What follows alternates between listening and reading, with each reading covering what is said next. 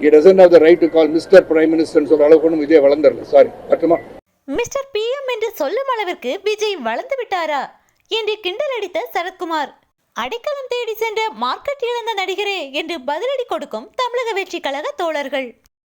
தலைவர் விஜய் அவர்களின் 2ஆம் மாநில மாநாடானது மதுரையில் கடந்த 21ஆம் தேதி மிக பிரம்மாண்டமாக நடைபெற்றது.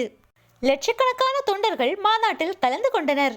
விக்கிரவாண்டியில் நடைபெற்ற முதல் மாநாட்டை விட இம்மாநாடானது அதிக தொண்டர்களுடன் மிக பிரம்மாண்டமாக நடைபெற்றது. மாநாட்டில் தலைவர் விஜய் அவர்கள் முதல்வர் ஸ்டாலினை குறித்தும் பிரதமர் மோடியை குறித்தும் பேசியிருந்தார். இந்நிலையில் மாநாட்டில் விஜயின் பேச்சை குறித்து பாஜகவை சேர்ந்த நடிகர் சரத்குமாரிடம் கேட்டபோது மிஸ்டர் பிஎம் என்று சொல்லும் அளவிற்கு விஜய் இன்னும் வளரவில்லை என்று விஜயை தாக்கி பேசியிருந்தார்.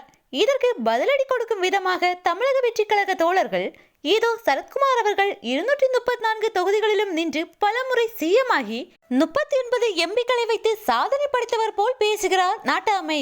மாமியார் கனவு வச்சு நாடார் கனவை ஏமாற்றி நடுராத்திரி கட்சியை கலைச்சவனெல்லாம் விஜயை பற்றி பேசுவதற்கு என்ன தகுதி இருக்கு? விஜய் அவர்கள் மிஸ்டர் பிஎம் என்று மரியாதையுடன் தானே கூறுகிறார். அதைவிட மரியாதையான வார்த்தை இருந்தால் நீங்களே தேடி கொடுங்கள். மார்க்கெட் இழந்த பின்பு அடைக்கலம் தேடி வந்த நடிகர் என்று உங்களை தான் கூறினாரா? வாண்டாடா வந்து வண்டியில் ஏறுகிறீர்களே ரம்மி நாயகனே என்று பதிலடி கொடுத்து வருகின்றனர் தமிழக வெற்றி கழக தோழர்கள்.